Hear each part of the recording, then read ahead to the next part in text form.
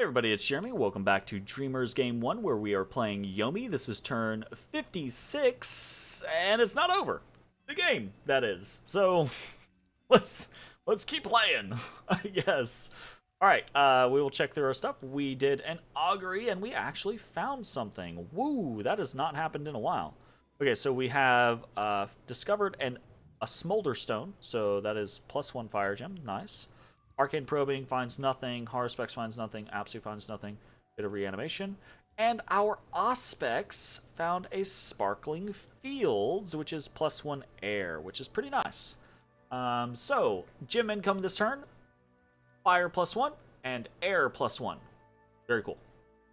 Quite excited about that. We're really hurting for both air and fire. So to get both air and fire is pretty neat. Pretty exciting. We have a couple of battles that we are witness to this turn. Ubar versus Helheim in Florian. So this is... Ubar has a little raiding party here. Again, we've got this little Star of Thraldom with the Rings of Returning. I don't feel like this is a super effective thug or raider, but I will see. And then again, we have Star of Thraldom, Frostbrand, but with Rings of Returning. So, let's watch. We do also have a water elemental with a jar. But I feel like even like these little infantry guys, they're gonna have an okay chance of occasionally hitting a Shaitan and just sending them back. See what happens. Oh shit. That water elemental just went, like, all the way. Okay, well. I'll shut my mouth. Got popped. So, I guess what this is very safe raiding. Right? Or very safe counter rating. But it's so... I don't know. This just rubs me wrong for some reason. Like, it irks me that the Ring of Returning is potentially going to proc and send you back in a scenario where you probably could have won otherwise. I guess that's the thing, is it super safe, and it's like either you're gonna win perfect or you're not gonna win at all, or you're gonna be safe, right? Like either you're going to not get hit at all, right, and not get sent back, or you are going to not lose your unit. So I guess in that vein, it's very effective. It just feels super weird to me. Anyways, Belfields. We attacked in Belfields, and we are up against... Hold up a minute. Okay. So, this army was in Shambolic. So, it looks as though Hinnom tried to do what I did and anticipate where I was going to go and attack in a jump, right? Like two provinces of movements. So it feels like they anticipated that I was going to go to Belfields, and they sent all of this to Belfields. And apparently we just, like, waved as we went to Moreni, I'm guessing. But that is bad news for Masayuki. Let's see how he fares. Iron Skin, Blessing, Super Flesh, Summoner's Power. They're not really doing anything crazy over here, which is why I'm not really focusing up on anything. Got a very particular situation. We go up in the air, and we come down right over here. We come down next to a Rephite Warrior, next to a Melkart that has a Stinger and a Vine Shield. We do stun him with our Scutata Volturnus immediately. and we start swinging. Unfortunately, this guy also has some boots of the behemoth. This is a real big issue because he is trampling us, and otherwise, I don't think anyone else, yeah, no one else has the ability to trample in this entire group. So, if that had not happened, we would have just got stuck in there and we might have actually been okay. But instead, we get trampled out and you see us immediately get popped into spirit form. We take 87 damage in a single hit plus a bunch of other stuff. And that is because this guy has a flambeau, right? And this is times 3 damage versus undead or demons. So this is potentially 150 plus damage in a single hit, which is kind of absurd. And results in a scenario of, even with protection 31 and resistance to, physical damage, we still just took an 87 damage hit. And this is not like a hard chance. This is at 28 attacks. So very, very, very, very likely that that happens again. And this is what happens when, Yomi has, and this is, I think, one of the reasons that I have issues with Yomi and some of their capabilities and the outlook that some people have against them, right? Like, some people are like, oh, their free spawn is very strong. They need to have the issue, or Dione are also very strong, right? Like, they need to have that income malice. They need to have, the penalties that they have, the difficulties that they have, etc., etc. I don't necessarily think that's true. I think they have a marginally strong early game and decent-ish mid game, but I think as soon as you get into the late mid game or early late game, or if you're up against the wrong situation to begin with, right, Yomi will just get stomped because there are anti-demon weapons and anti-demon spells that you can just be like, okay, well, great, your Dione are amazing. All I have to do is be able to hit you with a flambeau and you're gonna die in one shot. And you can make a lot of enemies, or a lot of commanders that can wield a flambeau and hit with it, right? It's got attack +4. You don't have to have a Melkart that's just got amazing, attack skill or anything like that. You can have something in the 10 to 15 range, still hit reliably against a Dione. And of course, 35 strength makes this flambeau hit really hard, right? But 15 strength, 20 strength is still going to be okay because it's times 3 damage, right? It's very not difficult, and it's only a 15 gem item. It's very not difficult to make a weapon like this that can put a Dione in the dirt. Or if you can't do that, you got Holy Scourges, which are also times 3 against undead and demons, right? They're just a little less good compared to the flambeau. Anyways, poor Masayuki gets basically obliterated in 2 hits. We attack into Mireni, and there's not really anything here, except a Baal, or Kohen. Sorry, I don't know why there's a Kohen here, and why he's facing the other direction. Face away. All right. Easy enough for us to cut through most of the stuff here. Oh, he had enough. Interesting. That is a part of his province defense. Very interesting. That must be like the 20 plus province defense option. Is you get a Kohen. That's pretty good. So we win in Mireni. We lose an Akona Oni and a Ko Oni. No big deal. And then we get hit in Gray Mountains as Hinnom moves. So this is really interesting. Because he took the gamble, not that I was going to move to Marini, he took the gamble that I was either going to move to wherever to the Belfields, or that I was going to hold in Gray Mountains. And he attacked Gray Mountains with the concept that maybe I hold there, and he communions up a lot of units for this.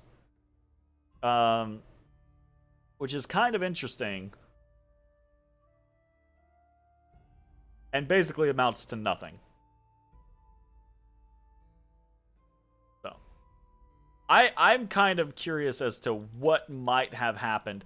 He actually has a lot of gems here, so I think if I had been here, we'd see like a lot of earth elementals and things like that come out. But anyways, it was very, very interesting stuff to see him throw all of this out. Basically, he's got a lot of like gifts from the sky or gifts from heaven. Anyways, so we lose Great Mountains. Pretty interesting. So we have a record here. This turn gets Hinnom of 1 win and 2 losses. There's that. Unexpected events. We have farmers. There's a monster boar in Tapaneti. Unfortunate. Unfortunate. I guess. I don't know that I care about Tapaneti. It's such a crap province to begin with. But anyways, we have a rebirth event in Golan Fens. We have found a tribal chief from a distant lands has donated gold and a precious item to our god. So we gained plus 105 gold and a staff of corrosion. We'll check that out. Let's go ahead and check it out now, actually. So here's the Staff of Corrosion. It's kind of a interesting... It's an acid weapon, so it's kind of interesting, the water, fire, crosspath. And its real functionality is the fact that it gives the wielder the ability to cast Acid Bolt, which is kind of cool. It's only AoE 1, so it hits a single square, but it does do high armor-piercing... damage in that single square, and it can rust. So it's kind of cool. I don't know that we're actually going to utilize it, but it is kind of neat. I could see, like, if only this was like a Water 5 or Fire 5, I could see certain nations making use of this to have like little contingents of individuals that normally would not be able to cast this, right? Actually be able to cast this. So just have like 20 guys with corrosion staffs out there that are just like, right? Like casting this spell repeatedly, because it's not bad. It's just not, it's not 15 gems good, right? Is the issue. Anyways, it's cool. Hinwin, a spirit was found fettered in the split trunk of an ancient oak and offered some magic gems in return for its lease. So 7 nature gems is pretty good. And then a handful of magic gems have been found in an abandoned mine. 7 earth gems, very nice. So for events this turn, we got 105 gold, a staff of corrosion, 7 earth gems, and 7 nature gems. So pretty cool stuff there. And that is pretty much it for this. Some war trolls attacked Lanka. No big deal. Game continues. Let's take a look at the thrones. Helheim still has 5 thrones, plus is sitting in the golden throne. So if they put a H3 there this turn, they can claim the throne. Game will be over next turn. If they couldn't do that, then the game continues. Or if someone can take a throne from them this turn, then the game will also continue. Again, Ubar has attacked here, right? And I know Lanka is also sieging a throne. I'm just not 100% sure where that throne is. And it also looks like maybe they're moving towards Feral Woods. I'm not sure. So we'll see how it goes. What are we doing from our standpoint? In the Heartlands, we are consolidating locations for Oni. We now have Gray Mountains, that's a bit of an Oni pit. We now have the Below, which is continuing to generate Oni, so that's going well. We are moving Shoichi with a bunch of Ko-Oni, a full stack. Gonna start heading towards Hinam to try to reinforce, and then we're probably going to start moving something from Missia, not this turn, but in a few turns. We are trying to get Strongdale to be a generating Oni pit as well, and kind of starting to try to do stuff in Scardian Vale, although I'm not super happy about doing it over there. I just need something closer to the Hinam territory and to our northern border with Ubar. So this isn't going to be a great location, but it'll get us some Ko-Oni and Aka-Oni. And in actual Hinam, we are consolidating forces. We are going to move away from this, right? Obviously, we don't want to get attacked. I don't want to sit in Sulfuria because he could potentially move over into that location. So we are going to move into Shambolic. This does potentially give him the opportunity to cut us off. And we basically just have to cross our fingers and hope that it doesn't happen. We're going to move back into Jabero, move into Shambolic, move into a couple of like raiding positions around Hinam, and we will see how it goes. That's pretty much all we can do in that particular instance. Okay, so what are we doing for this turn? Recruitment wise, we have one Lizard Shaman, one Naminari. We are actually recruiting some troops this turn. We're recruiting a bunch of Bakemono shows, 60 Bakemono show with Yaris in our capital. And we're actually recruiting 16 bandits with Yaris in other locations. So let me jot that down real quick. And we'll talk about reasonings for some of that stuff. So we keep getting a couple of like low income scenarios, low gold events basically. So I'm trying to make use of those for power spikes wherever we can. One of the things that we are doing with this, for example, all of these Bakemono show with Yaris is that they do relatively well in raiding people down, but also we don't have a huge patrol force here in Yomi, and we've ran into some problems with that in the past. So it was a very easy situation, like, to just... What is this? We've got 60 of these. This is not costing us very much money, basically. So, what is that, like 400 gold?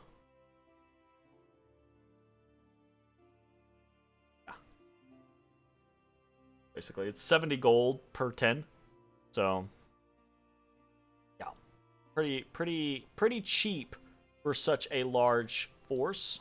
This is going to allow us to basically fill out our patrolling party so that it is less meh, and then we can basically pull from that if we need to fill out some raiding parties to continue to threaten Hinam. So that's pretty much what we're doing there. Okay, what else do we have? We have rituals, fair amount of rituals. We have a bunch of our normal site searching ones. So we have one Augury, one Auspex, one Voice of Apsu, one Gnome Lore, one Arcane Probing, and one Haruspex. Then we have one reanimation continuing over here in Gray Mountains to fill out this patrol force. And we are actually ritual casting a Ghost General. So talk about what that is right after I note this number down. So Ghost General is kind of cool. Ghost Generals are... Yeah. Here they are. So Ghost Generals are a Shura, a warrior ghost from the underworld, the vengeful ghost of a general slain by treason.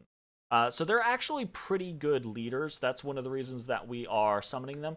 But they're also ethereal, decent combatants. They're not great, but they're decent, and they're inherently ethereal.